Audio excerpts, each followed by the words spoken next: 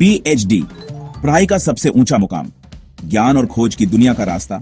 लेकिन इंडिया में यह सपना अक्सर एक सिस्टम से जूझने में बदल जाता है जो चुनौतियों से भरा है। जब यूएसए और चाइना में पीएचडी स्टूडेंट्स अच्छी फंडिंग और बढ़िया इंफ्रास्ट्रक्चर के साथ आगे बढ़ते हैं, इंडियन पीएचडी स्टूडेंट्स कम स्टाइपेंड्स, खस्ताहाल लैब्स और एक खराब जॉब मार्केट से जूझते हैं। यह है इंडिया में पीएचडी करने की असली कहानी, एक सफर जो पैशन, परसिवरेंस और अक्सर निराशा से भरा होता है। इंडिया का रिसर्च और डेवलपमेंट स्पेंडिंग ऑनेस्टली एक बुरी तस्वीर दिखाता है। यह एक ऐसा क्षेत्र है जो किसी भी देश की ग्रोथ और इनोवेशन के लिए क्रिटिकल है, लेकिन इंडिया में इसे अक्सर नजरअंदाज किया जाता है। जीडीपी का सिर्फ 0.7%, ये यूएसए के 2.8% और चाइना के 2.1% इन्वेस्टमेंट के सामने बहुत कम है। ये गैप सिर्फ नंबर्स का नहीं है, बल्कि ये हमारे प्रायोरिटीज को भी रिफ्लेक्ट करता है। ये डिस्पैरिटी रिसर्च प्रोजेक्ट्स के लिए फंडिंग की कमी का कारण बनती है, जिससे रिसर्चर्स को बेसिक रिसोर्सेज के लिए भी स्ट्रगल करना पड़ी रहता है। कई बार तो एसेंशियल इक्विपमेंट भी अनअवेलेबल होता है, जिससे कई टैलेंटेड लोग अपने एस्पिरेशंस छोड़ देते हैं। इमेजिन कितने ब्राइट माइंड्स सिर्फ इस वजह से पीछे रह जाते हैं क्योंकि उन्हें प्रॉपर सपोर्ट नहीं मिलता या विदेश में अपॉर्चुनिटीज ढूंढते हैं। ब्रेन ड्रेन एक बड़ी समस्या बन जाती है, जहां हमारे बेस्ट माइंड्स दूसरे देशों के लिए काम करने लगते हैं।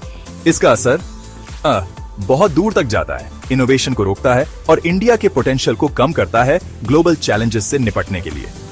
अगर हम इस ट्रेंड को नहीं बदलते तो हम एक ऐसे फ्यूचर की ओर बिया चेच रहे हैं जहां इंडिया की साइंटिफिक और टेक्नोलॉजिकल कैपेबिलिटीज पीछे रह जाएंगी। लेकिन ये नैरेटिव बदला जा सकता है। अगर हम रिसर्च और डेवलपमेंट को प्रायोरिटी दें तो इंडिया न सिर्फ अपने चैलेंजेस को ओवरकम कर सकता है, बल्कि ग्लोबल इनोवेशन में एक लीडर बन सकता है। कई इंडियन पीएचडी स्टूडेंट्स के लिए नॉलेज की खोज रेजिलियंस की परीक्षा बन जाती है। कम स्टाइपेंड्स जो मुश्किल से बेसिक लिविंग एक्सपेंसेस को कवर करते हैं, हमें पार्ट टाइम जॉब्स करने पर मजबूर करते हैं, जिससे हमारा कीमती टाइम और एनर्जी रिसर्च से दूर हो जाता है। खस्ताहाल लैब्स, पुराने इक्विपमेंट और रिसोर्सेज की कमी हमारी प्रोग्रेस को और भी रोकती है। ये स्ट्रगल असली है, हमारे कमिटमेंट को टेस्ट करता है और ऑनेस्टली अक्सर हमें अपनी लिमिट्स तक पुश करता है।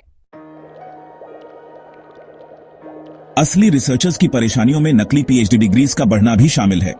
सोसाइटल प्रेशर और स्टेटस की चाहत के कारण कुछ लोग गलत शॉर्टकट्स अपनाते हैं, जिससे जेन्युइन स्कॉलर्स की क्रेडिबिलिटी कम होती है। यह खतरनाक ट्रेंड बहुत दूर तक जाता है, इंडियन रिसर्च पर सस्पेशन का साया डालता है और लेजिटिमेट डिग्रीज की वैल्यू को कम करता है। ये बहुत दुखद है, लेकिन कई इंडियन पीएचडी होल्डर्स मुश्किल में फंस जाते हैं। उनके पास आइडियाज होते हैं, पैशन होता है, लेकिन रिसोर्सेज की कमी और ब्यूरोक्रेसी उनके रास्ते में आ जाती है। Imagine spending years on research only to find कि आपके पास उसे आगे बढ़ाने के लिए कोई सपोर्ट नहीं है। जब सिस्टम उनके एकेडमिक ड्रीम्स को सपोर्ट नहीं करता, उनके पास छोड़ने के अलावा कोई ऑप्शन नहीं होता। ये सिर्फ एक डिसीजन नहीं है, ये एक मजबूरी बन जाती है। They leave behind their families, their roots और एक ऐसा देश जो उनकी पोटेंशियल को पहचान नहीं पाया। एंड ऑनेस्टली अच्छी सैलरी वाली रिसर्च पोजीशंस की कमी उन्हें दूर धकेल देती है। Imagine working in a lab where basic tools भी नहीं हैं, और फिर compare that to international labs with cutting edge technology. It's a no brainer why they choose to leave. ये कोई सरप्राइज नहीं है कि कई लोग गवर्नमेंट जॉब्स या प्राइवेट सेक्टर में चले जाते हैं, लेकिन क्या ये उनकी ट्रू पोटेंशियल को फुलफिल करता है? शायद नहीं। They settle for stability over innovation, और ये हमारे देश के लिए एक मिस्ड अपॉर्चुनिटी है। एग्जैक्टली और फिर कुछ लोग होते हैं जो बेटर अपॉर्चुनिटीज चाहते हैं, राइट? वो चाहते हैं कि उन्हें वो एक्सपोजर मिले जो उन्हें इंडिया में नहीं मिल सकता। They dream of working in environments where their ideas are valued and nurtured. वो चाहते हैं कि उनके काम को रिकॉग्निशन मिले और वो देश छोड़ देते हैं। ये सिर्फ करियर ग्रोथ के लिए नहीं है, ये सेल्फ रिस्पेक्ट और डिग्निटी के लिए भी है। They want to feel valued for their contributions. It's like उनका टैलेंट और एक्सपर्टीज इंडिया की बजाय फॉरेन नेशंस को एनरिच करता है। ये सिर्फ ब्रेन ड्रेन नहीं है, ये एक इमोशनल ड्रेन भी है।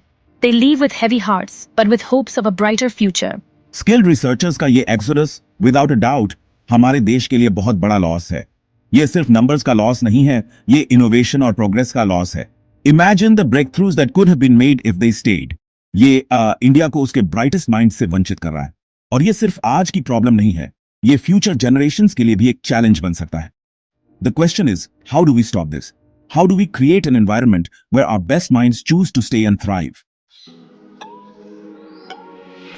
इस ट्रेंड को रिवर्स करने के लिए इंडिया को यूएसए और चाइना जैसे कंट्रीज से सीखने की जरूरत है।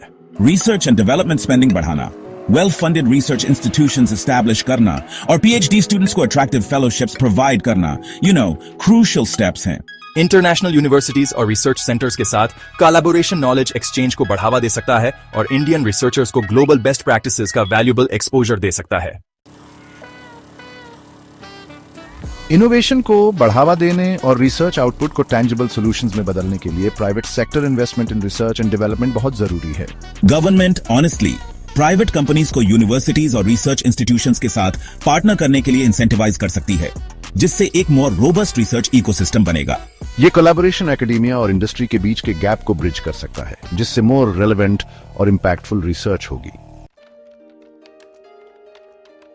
इंडिया को ट्रेडिशनल रिजिड पीएचडी मॉडल से आगे बढ़कर मोर फ्लेक्सिबल लर्निंग ऑप्शंस अपनाने की जरूरत है। Online courses, part time PhD programs और वर्किंग प्रोफेशनल्स के लिए रिसर्च फेलोशिप्स टैलेंट के एक वाइडर पूल को अट्रैक्ट कर सकते हैं, इंक्लूडिंग ऑफ कोर्स वो लोग जो फुल टाइम स्टडीज के लिए कमिट नहीं कर सकते। एक्सेसिबल और अडेप्टेबल लर्निंग पाथवेज की ओर ये शिफ्ट इंडिविजुअल्स को एम्पावर कर सकता है और एक मोर इंक्लूसिव रिसर्च एनवायरनमेंट को फोस्टर कर सकता है। इंडियन रिसर्च को रिवाइव करने की जिम्मेदारी सिर्फ गवर्नमेंट की नहीं, बल्कि हर सिटीजन की है। यह एक कलेक्टिव एफर्ट है जिसमें स्टूडेंट्स, रिसर्चर्स, एजुकेटर्स और पॉलिसी मेकर्स सभी का योगदान जरूरी है। हमें रिसर्च एंड डेवलपमेंट में ज्यादा इन्वेस्टमेंट की डिमांड करनी होगी ताकि हमारे रिसर्चर्स को वो रिसोर्सेज मिले जो उन्हें ग्लोबल लेवल पर compete करने के लिए चाहिए। रिसर्चर्स के लिए बेटर सपोर्ट की एडवोकेट करनी होगी, जैसे कि ग्रांट्स, स्कॉलरशिप्स और एडवांस्ड फैसिलिटीज। यह सपोर्ट न केवल उनके काम को आसान बनाएगा, बल्कि उन्हें नए इनोवेशंस के लिए इंस्पायर भी करेगा और एक ऐसे कल्चर को प्रमोट करना होगा जो नॉलेज और इनोवेशन को ट्रूली वैल्यू करता हो। हमें क्यूरियोसिटी ड्रिवन लर्निंग को एनकरेज करना होगा ताकि हर स्टूडेंट और रिसर्चर अपने पोटेंशियल को फुली एक्सप्लोर कर सके। साथ मिलकर काम करके हम एक ऐसा एनवायरनमेंट क्रिएट कर सकते हैं जहां इंडिया में पीएचडी करना एक टूटा हुआ सपना नहीं, बल्कि एक अचीवेबल और रिवॉर्डिंग गोल हो। यह सफर न केवल फुलफिलमेंट का होगा, बल्कि ऐसा इंपैक्ट क्रिएट करेगा जो जनरेशंस तक महसूस किया जाएगा। इंडियन रिसर्च का फ्यूचर हमारे कलेक्टिव विल टू एक्ट और एक ब्राइटर टुमारो शेप करने पर डिपेंड करता है। अगर हम आज सही कदम उठाएं तो कल का इंडिया रिसर्च और इनोवेशन में वर्ल्ड लीडर बन सकता है।